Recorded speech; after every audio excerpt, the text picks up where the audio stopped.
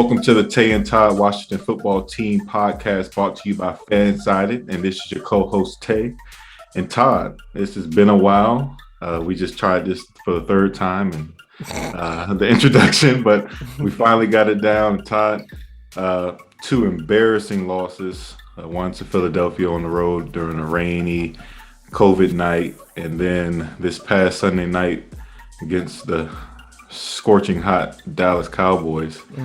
With all that being said, how you feeling? You know, I don't remember the last time I cut off a game. I always watch to the end. Like that Bucks game, 2015, the Kirk Cousins, you liked that game when it was 24-0, 7, whatever. I kept watching that game. Mm-hmm. I turned this game off about midway through the second quarter because I was like, I'm not watching this. Like, this is ridiculous. And that was weird for me because I don't cut games off. Mm-hmm. But I was like, I'm not, because I was with my family, with my wife's family. Sunday night, we're all hanging out, and I'm getting worked up. Like, they're not like big NFL fans, so I'm just watching on my iPad, which is fine, which is really fine because I don't want everyone there watching it. And I'm getting like where I can feel my blood starting to boil on the inside. And I was like, I'm not going to continue to watch this and just get more upset when, you know, it was 35-7 halfway through the second quarter. So I turned it off. And I turned it off. And then I turned it back on when there was a couple minutes left in the second quarter. And then I saw the Cowboys score and go up 42-7 at halftime. And that's when I cut it off and I didn't turn it back on. And I have not seen a single play from the second half of that game. I saw a clip of the John Bates fumble touchdown thing, and I'm not going to go back and watch it. So, yeah, that's how I'm feeling. Yeah. Did you watch the whole thing? I tried to turn it off, and I kept turning it back on because I just wanted to see what was going on. Right. Like, I didn't miss the John Allen and Deron Payne. I just wanted to see. Yeah. That was what I was more. I knew we weren't going to win. Right. But I also wanted to see body language for that rest of the second. Gotcha. See if they fought back and whatnot. But that was embarrassing, man. That one hurt. And like you said, you had a situation where you had family around, and you had my mom, but she was knocked out sleep. You know. Okay. So I'm just like peeking at it every once in a while. And I was hot, man. And I was. I've never been so upset on a game. Yeah. The last game I went to sleep on was that Dallas Cowboys game in Dallas and Arlington at the time when Santana Moss had the 2 touchdowns. Gotcha. Okay, yeah. So I psyched myself up and said, well, maybe if I go to sleep, you'll come back. But no. No, not this time. Not this time. Yeah. That was embarrassing, man. And I was really hurt. And I'm like, I got to the point this week and I said, I should not let sports affect me as much as it. I was really like, I was hot, bro. Like, yeah, me too. Like, it shouldn't play with my emotions the way it did. But it got me. No, I'm with you. I made a decision this week, and I guess we can get into it later, that if they don't get a franchise quarterback this year, I'm not watching another game. I'm sorry. Man, you know, when you talk about the emotions thing, so like I have found a good balance, like I said, and I started feeling that balance up. And what really made me mad really was seeing John Allen and Deron Payne fight on the sideline. Just to be clear, I was not mad that they fought. I was mad that they were on Sunday Night Football and then being retweeted by Adam Schefter and by Ari, whatever his name is, with hundreds of thousands of followers, and that there was a video on Twitter with like a million views or multiple videos of Washington players getting blown out by the Cowboys in Dallas on Sunday Night Football, punching each other in the face and sticking their fingers in each other's head. Like, that's very disrespectful. That is very disrespectful. That is extremely disrespectful. So I'm not even going to, like, I don't care about who was doing that and then who was punching. It shouldn't have happened. I was like, they're brothers. People say they're brothers. They fight, and I agree. I'm not mad that they fought. I'm mad that they fought on the sideline, and not just on the sideline, but in a primetime game. So everybody's watching this game. We're getting dogged by the Cowboys. Dogged. This is not a Week 18. We have the 5th pick in the draft. They're going to the Super Bowl. We're fighting for a playoff spot still. And I know that we have injuries, sure. But we're getting dogged by the Cowboys. they're scoring some of the easiest touchdowns we've seen around here. I mean, just easy touchdowns. And then two of your, who are supposed to be your best player, I mean, John Allen is, but two of your best players fight, like not fighting, punching, swinging at each other, punching. I haven't seen that. I don't know when I've seen that. So that really made me mad. And that's why I'm not watching this anymore. Because I don't care if y'all fight at practice, y'all fight in the locker room, none of that matters. When Kirk Cousins knelt instead of spiking the ball, and then there was a big thing in the locker room at halftime. We've heard about it after the fact. But to fight on the sidelines in a primetime game, you're getting blown out of by your rival. That was too much. So that's why I cut it off, because I was like, I don't need. And then I went with my wife and we went upstairs and we started watching a show, and I was fine. And I let it go. If we would have recorded then, man, that would have been bad. So, and now, first of all, Tay, because this is just, I don't know, this is just open forum, I guess, whatever. No NFL team should ever be down 56-7, ever. This is not college. This is not Alabama versus Austin Peay. No, the disparity for NFL teams should never be that significant. 56-7. 56-7. That people say that, I don't know if people are saying that this isn't worse than the Monday Night Massacre, but it definitely is. It absolutely is worse. This is I think it was a tie. What'd you say? You think it was a tie?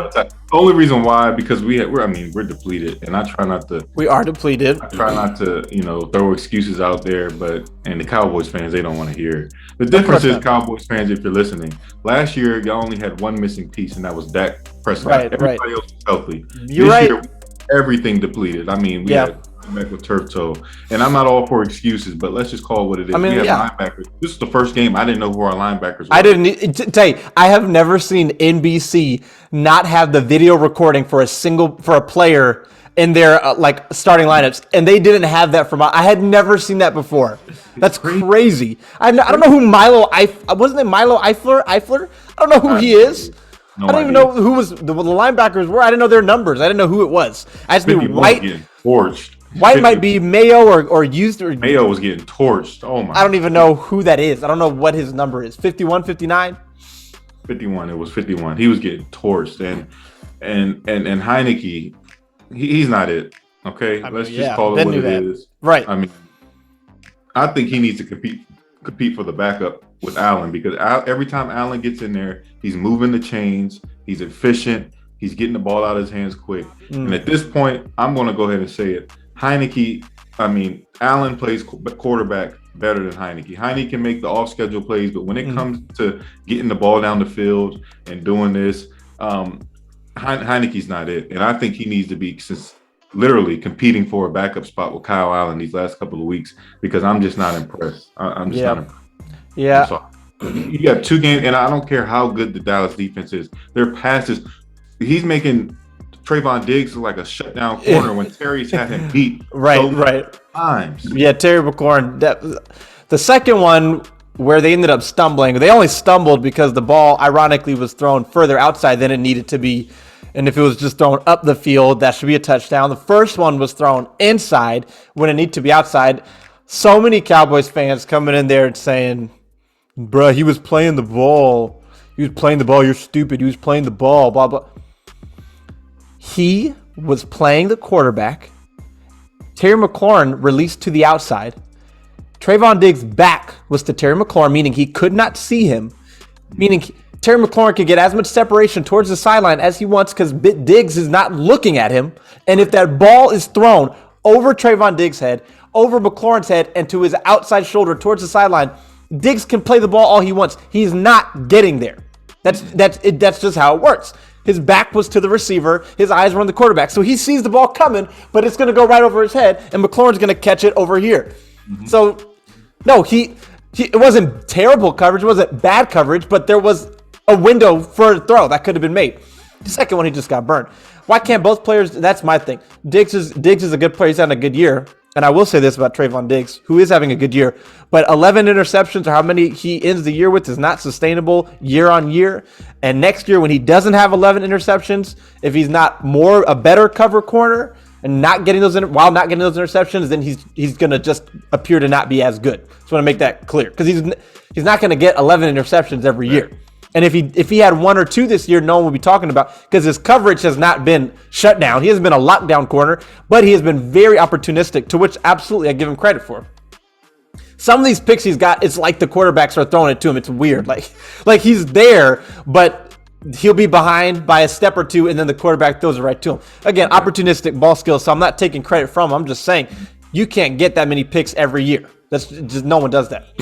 But good for him. He's a good player. Terry McLaurin's a good player. So I mean, and then so the game happened. I lost 56 to 14. Once I turned it off, I didn't watch anymore. I was good after that. And the next day I woke up and I was fine because I don't know. I was able to just shut it off and whatever. And now, I'm not calling for anyone's head. I'm not saying Rivera needs to be fired. The Cowboys right now, for one, the Cowboys are the most healthy team in the NFL right now. Okay. I'm not trying again, they were already better. Washington's healthiest, even with Ryan Fitzpatrick, even with Curtis Samuel. I think Washington's healthiest is probably not as good as the Cowboys. And then Washington is far from their healthiest. The Cowboys are beyond healthy. So, but the thing is, even with all of that, no NFL team should ever be up 56-7. Yeah. I can't. I don't know. I don't know what that was. That you just got beat you got beat by your coaching. You got beat in terms of the effort on the field. You got beat by the skill. I saw one touchdown was a kick block or something. Yeah, that was depressing. I didn't. Again, you have to explain to me what happened because I didn't see it. Yeah, basically they punted and was a block punt. Block punt. Okay. And it bounced perfectly into the guy's hand into the end zone. Okay. But I mean, it just went blocked, hit the ground, and it pops up perfectly. Right to the end zone. Okay. Okay. So they scored defensive touchdown, special teams touchdown, and then several offensive touchdowns. Yeah, that was a night where everything went in Dallas. Yeah. They're upset. Apparently, they're upset from what Gibson did to them last Thanksgiving. So it is what it is. I mean, like I said, they're clicking at the right time. They're healthy, and I'm not trying to throw shade, but I don't think Dallas fans should be excited. They dominated the way they should, but they're not playing the Washington football team in the playoffs, and they're not. Yeah. So no, the Cowboys are perfectly set up for a very disappointing loss in the playoffs. Oh yeah, they are. That'll be exciting. It's almost as much fun. Having a bad year is fun. Watching the Cowboys have a bad year is fun, but I don't know if it's more fun than watching them have a really good regular season and then lose for a meeting playoffs. So, yeah. But all that aside, for one, this has to be okay. So the Cowboys held on to Gibson, giving them the deuces last year. Okay. Well, then next year I expect Washington to come out and be very upset every time they play the Cowboys. I hope so. This is the type of thing. Last year you swept them, you blew them out twice. This year they swept you, they dogged you twice. This is how rivalries are built. In this case, rebuilt. Yep. And for me, that's why you got to come out next year. You're going to have a number of the same guys in this team that will remember what happened, especially the coaching staff. Mm-hmm. And you got to pay them back. Oh yeah. You have to.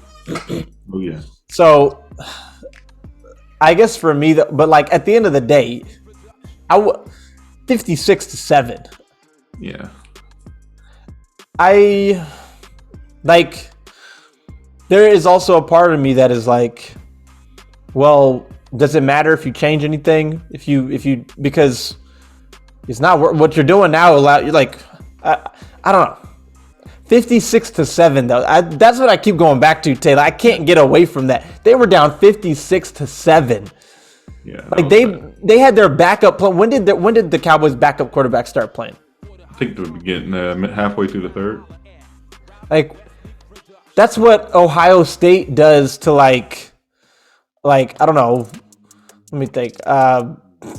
Liberty. They didn't play Liberty. I mean, that's what they do to like schools that I can't even think the name of, like Georgia Tech or something, or like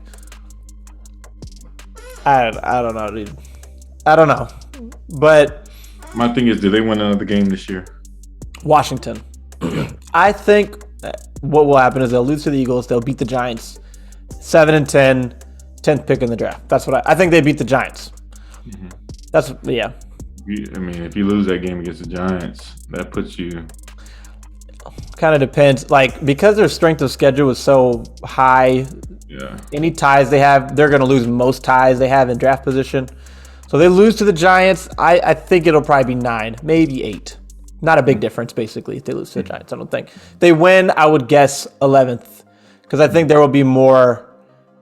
There won't be a lot of 7-win teams. There'll be more 8-win teams, and certain teams that they stack up against with strengths of schedule. And 7 wins is they might hold some tiebreaker. So 9 to 11, I think, or 9 to 12 or so is the range. But I don't know. It feels like losing the way you did to the Cowboys. Because, like, look, I didn't expect them to win. I didn't expect them to beat the Eagles with Garrett Gilbert. I didn't expect them to beat the Cowboys.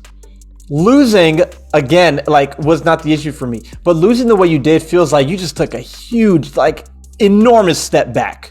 Like, I wanted to look up before we got on here. I forgot. I wanted to look up the largest deficits that NFL teams have faced going back a while. Because 56-7, like I haven't seen that in a long time, Tay. And let me look it up now. But is this like how do you bounce back from this and like use this to become better, or are they just bad? Well, I think you bounce. I think both. I think they're bad. I mean, this is not a team that can take COVID hit like that and have enough depth for that. Right. But also, I look at it as a teaching tool. I think what this year has shown the most is the value of a franchise quarterback, and that they need a quarterback, right? And that they need a receiver. So I fully intend. I think Sheriff is gone this year. I think they're going to use a lot of that $70 million of cap space they have for offensive weapons, and I think they're going to go get their guy at quarterback. I think that 9 range, that 11 range is perfect this year. Maybe move up to 5, 6, or 7, and I think you got to go Pickett. I think you have to go Pickett or Corral, and whoever they love the most out of those two. If that's your guy, Scott Turner, you have to get him. And I think with that, I really believe that Pickett is ready to start right away. I agree. I want to talk about quarterbacks. I want to say a couple things. First of all, I didn't watch all of Ron Rivera's press conference because this is, again, I haven't listened to anyone's podcasts. I haven't watched any NFL shows at all. It's bad enough losing. It's bad enough losing the way you did, but the fact that the flip side is everyone's going to talk about the Cowboys and they were great. I just don't listen to that. So I didn't hear all of Rivera's press conference, but I heard when he was talking about how this is real stuff and all that. I did want to know how he was going to how do you, as a head coach, go and answer questions after a game like that. I thought that answer was like acceptable. Like I think I liked the way he handled his press conference. For sure. Which leads me to think that in the locker room, he went in there and he handled it the same way.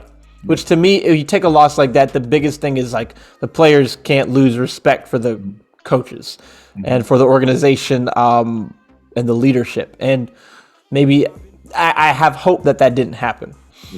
There was another thing I was gonna point out. I don't remember, but the other thing is looking at some of these biggest losses because 56-14, like the further you get away from it, you can start to not sound as bad as it was real time. But looking at a list, the Patriots, they got this number 1, 59-0. Okay, well 56-7 is not that big of a difference. Number 2 is 59-0, 58-0 in 2012, 62-7 in 2011. That's only 1 touchdown away from 56-7. 62-7, same thing. 61-7, 61-7, 56-3, number 8. Basically, this was on par with some of the worst blowouts. Like, it wasn't a playoff game, so, but it's strictly in terms of the score. So that's why, for me, like, this has got to be a bounce back type of situation. So anyway, it was just really bad. Like, it was just, there's no sugarcoating it. They didn't like start. It was 21-0 in the first quarter. I mean, the last thing I kind of want to say is just, it really frustrates me seeing how fast and aggressive this Cowboys defense plays, especially in the front. It's like they're just unstoppable. And we're the ones who are supposed to have the great defensive line. But we haven't appeared that way all year. As fast and unstoppable as the Cowboys defensive line appeared. And that's frustrating for me, and it really makes me have questions about Jack Del Rio, the defensive coordinator. Because people always talk about Joe Barry, he didn't have the talent, and yada, yada, yada, all this stuff. So it's talent versus coaching. Okay, well, we thought we had the coaching. We definitely have the talent. Why haven't we seen the result of that? So I don't know. Anyway, you talked about franchise quarterback, and I want to talk about that too. Yeah, I think that's the next step in the totem pole, and I think what this year has shown me most, and like I said, this team, I'm excited about the new name. I'm excited about the prospects of a new stadium, but overall, this team, I need a franchise quarterback. Yeah. You look at what Joe Burrow's doing. You look at what Herbert's doing. You look at what Mac Jones is doing. You look at all these guys who are considered franchise quarterbacks. Yeah. And I'm getting tired of just sitting on the line and just being watching these guys. Like, I want a quarterback who's going to point out where Micah Parsons is. Going to know where all these guys are at. Right. He's going to be smart enough to make these passes. I just can't go another season without a quarterback. No. If Ron is on the hot seat, Ron loses, and I love Ron. Yeah. I like Ron a lot. Like, I'm banging on the table for him. But I would be a little concerned if we go into next season with the Teddy Bridgewater, with the Jimmy Garoppolo, and no, or Ryan Fitzpatrick one more year. No, that's not it for me. I think you're going to lose a fan if you go into the season like that. I'm sorry. I'm sorry, man. If any of those guys you just named, if any of the guys you just named are the starting quarterback for Washington without a first round rookie behind them, I actually may not be able to sit there and watch that. I can't do that. I can't. Garoppolo being one of the main ones, because he's almost the worst, because he gives you the illusion of being good, and then he reminds you. The Chiefs, Patrick Mahomes, looking at the teams at the top of their conferences, the Chiefs, all right? You got the Titans. They're built really well. The Bengals, who were 1-15 when Washington was 3-13. And then they nailed their first 2 first-round picks, and now they're 9-6. The Bills, the Colts traded for Wentz. Wentz was good. He went down, but he's bounced back big time. Mac Jones. And then on the NFC side, obviously Aaron Rodgers, Dak Prescott, Stafford. Stafford revived the Rams back, and he has been up and down lately, and still Tom Brady, of course, Kyler Murray. Yeah, man. They tried last year they added Curtis Samuel. He's been hurt all year. Joke. They added De'Ami Brown. Credit to him for that catch on Sunday. I can't fully judge him because of a quarterback. I agree, Tay. I agree. You brought in De'Ami Brown to be a deep ball specialist, more or less. Now, I don't know that he's that, but he was supposed to be the best in college at coming down with contested catches down the field. How many of those has he got? I'm pretty sure Sunday was his second one. He had one, I think, against the Broncos that he should have caught. It should have been a touchdown. He has this one.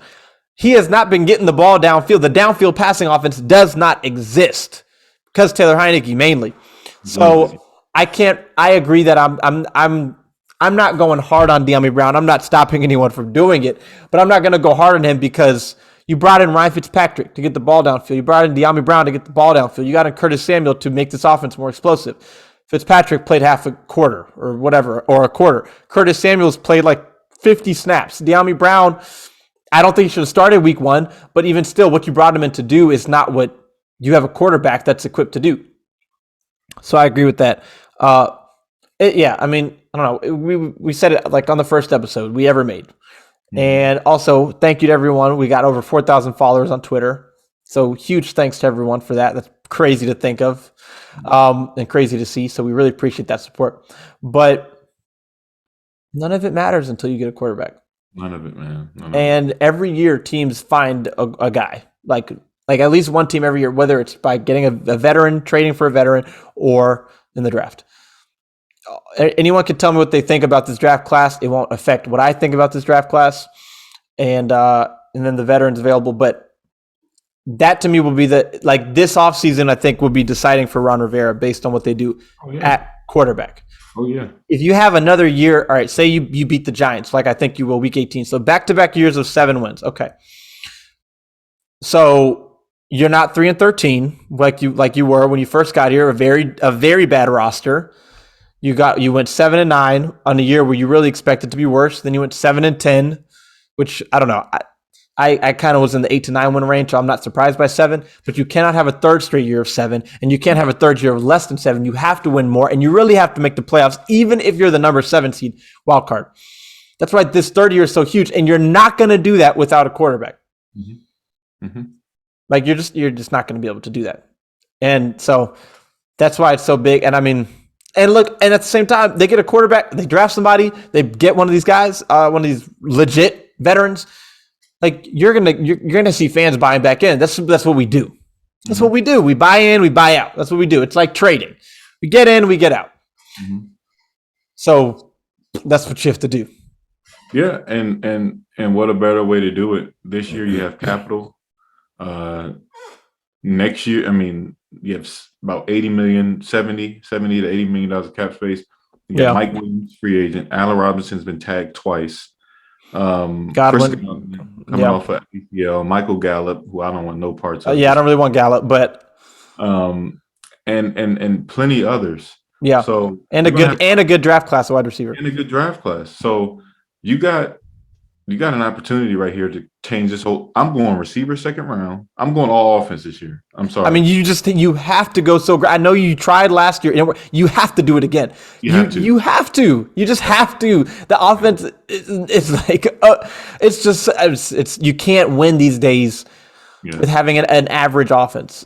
Yeah. I agree, and you feel better about the talent you have on defense right now than offense. Yeah. I mean, you're good on defense. Maybe you find a middle linebacker. You got to add some pieces. Yeah, you need a linebacker. Safety, maybe. Right. Out there. You really shouldn't have to do anything at cornerback. Exactly. You should be set at corner. You should be good at cornerback. Middle linebacker. Let's look for something like that. Safety. Maybe find a piece of free safety that can ball. But I'm going all offense. I'm getting a new receiver. Getting number 2, number 1 with Terry right there. Yeah. You got Samuel in the slot. I'm building that O-line a little bit. You got some guards from Jacksonville. Some pretty good guards. I think AJ Can and a couple others that are available. You replace Sheriff. And running back, you get you another explosive guy back there for running back. Like a running RB1, a more every down running back. Yeah. And then you get a pick or Corral. Oh man, you have to. You can do that, and that's the thing. You can do that, and then if you have Curtis Samuel healthy, that's a bonus. If De'Ami Brown does come along, that's a bonus. But you have got to it. Like if nothing changes, nothing's going to change, and you can't go into next year just banking on the guys you signed last year. I know that they've spent for Curtis Samuel. They can't get out of the contract this year. They could next year. I know you have to re-sign Terry McLaurin, but I don't care. You got to pay for people on offense. You have the cap room. You have to pay. And looking at the draft. And actually, before I do the draft, the last thing I want to say is I wouldn't be upset if Jack Del Rio fired / retired, because I'll tell you what, the performance of the defense this year has been like extremely underwhelming. Mm-hmm. I'm not even saying they should have been top 2 again, because the top 2 thing was always kind of a little bit fluky, but they were still solid.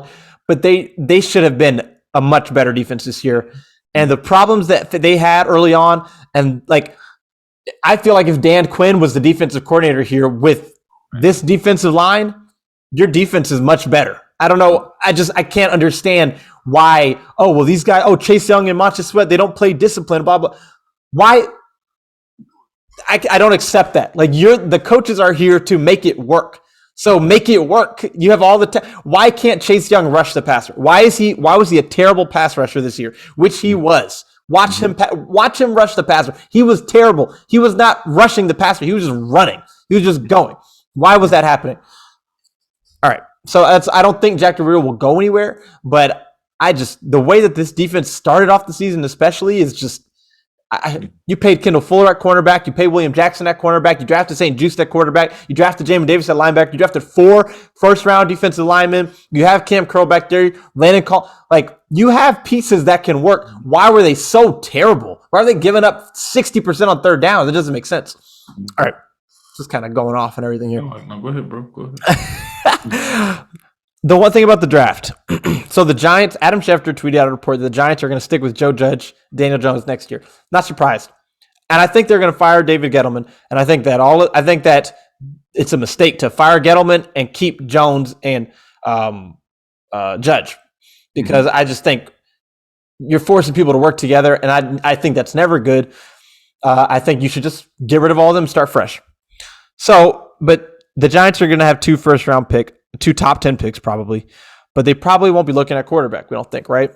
You look at who will probably be in front of Washington right now. Who's in front of Washington is the Jets twice. They're not going to take a quarterback. Is the Giants twice? Don't think they're going to take a quarterback. Jacksonville is not going to take a quarterback. Detroit and Houston maybe, but we've also heard that they would be more likely to take some of this defensive talent at the top of the draft, which would make sense. Wouldn't be surprised by that. And then you got the Panthers, who do need a quarterback and maybe would be inclined. When I look at this, I see 1, maybe 2 teams that would actually take a quarterback potentially in front of Washington. Last year, we were surprised when Justin Fields got past the Broncos and the Panthers and some other. And this draft is not viewed the same way last year's was. So all that to say that Washington is in. Is better at quarterback than outside of Lawrence. Yeah, I mean, look. We have plenty of time to talk about that, but I just think people are, outside of Lawrence, the one thing I'll say is I don't know why anyone would be less impressed with what Kenny Pickett did this year than what Zach Wilson did last year. That doesn't make sense to me at all. At all. Kenny Pickett played against a much tougher competition, played at an equally or more impressive level than Zach Wilson. I mean, I know Zach Wilson made some crazy throws, but Kenny Pickett he was a Heisman candidate, and he played against some good teams. Zach Wilson's whole thing, the main argument was that he didn't play against good competition. Well, Kenny Pickett did, and he did what Zach Wilson did. So I agree with that. And then, basically though, this is a great opportunity for them to get a quarterback. If they want to get a veteran and then draft someone, I'm fine with that. But you either have to get a veteran that's your long-term option or a rookie that's your long-term option. You can't not get a long-term option this year. And you have to also do it while finding a way to win at least 9 games and get into the playoffs. Exactly. Not saying it's the easy thing to figure out, but it's what has to be done. That's why I was on board with them being bad their first year, and then you get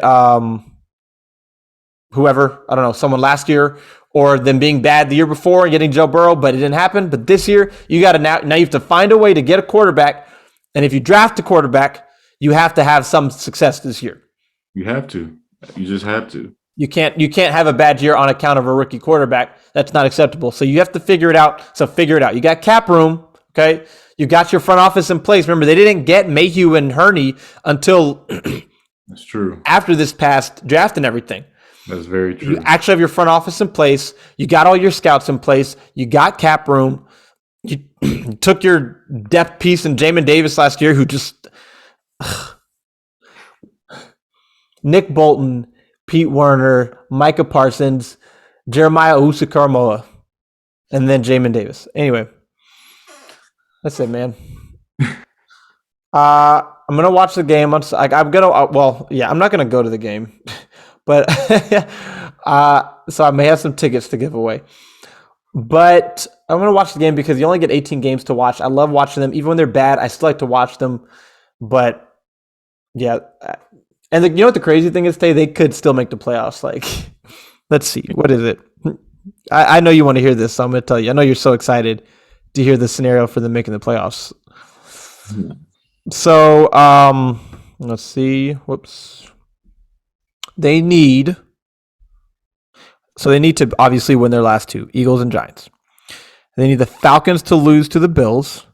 They need the Vikings to finish 1-1. And then they need two of these three things to happen.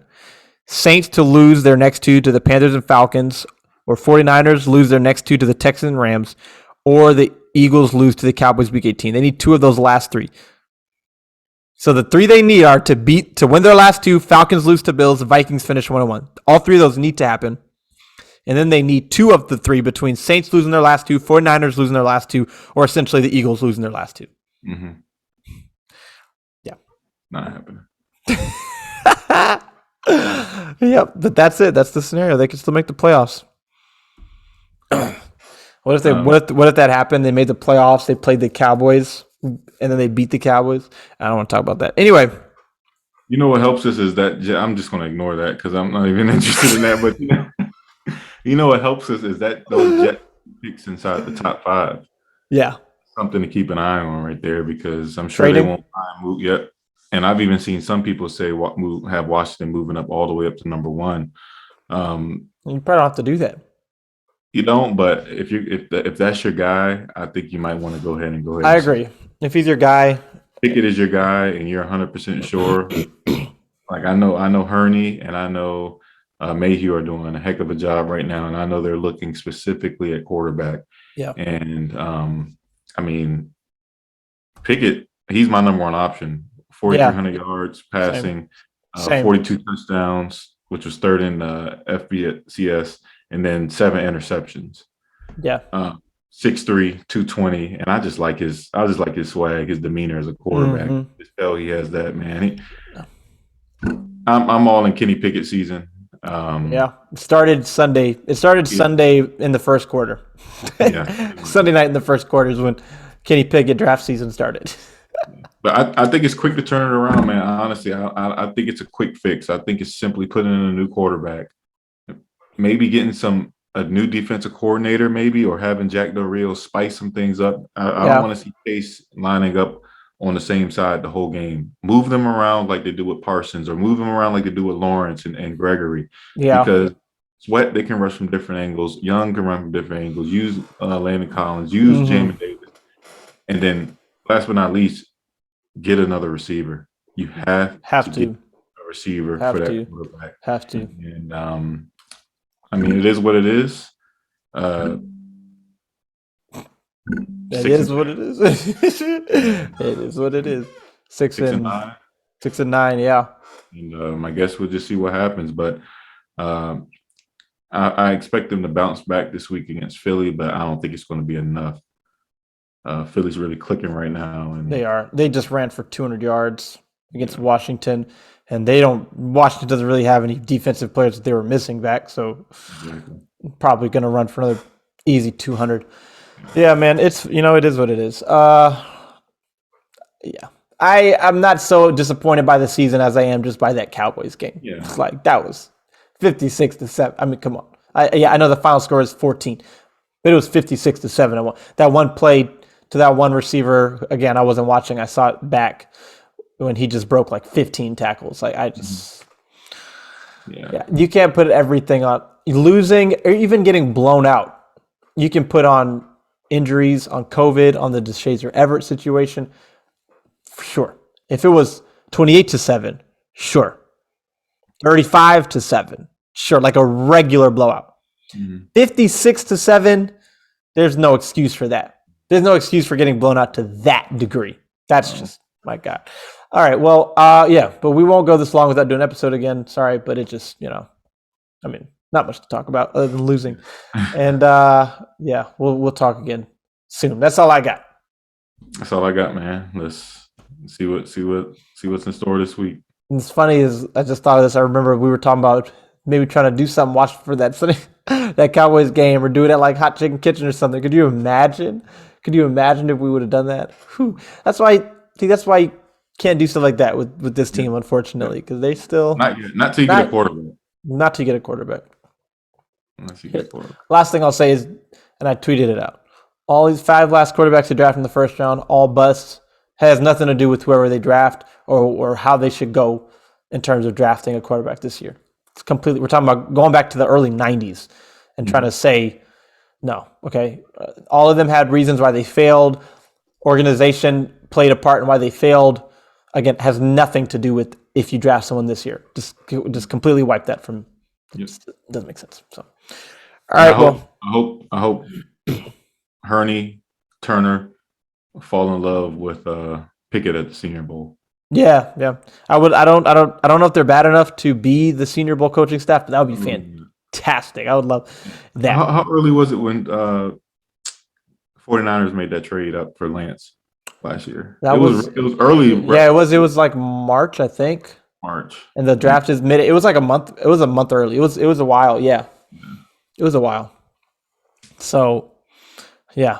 It'll be a look day. Bright side, it'll be another fun off season. Yeah, for sure. What do teams that have quarterbacks do in the off season? They must be so bored. Yeah, seriously. Okay, all right. We'll talk to you again soon. This is Todd. This is Tay.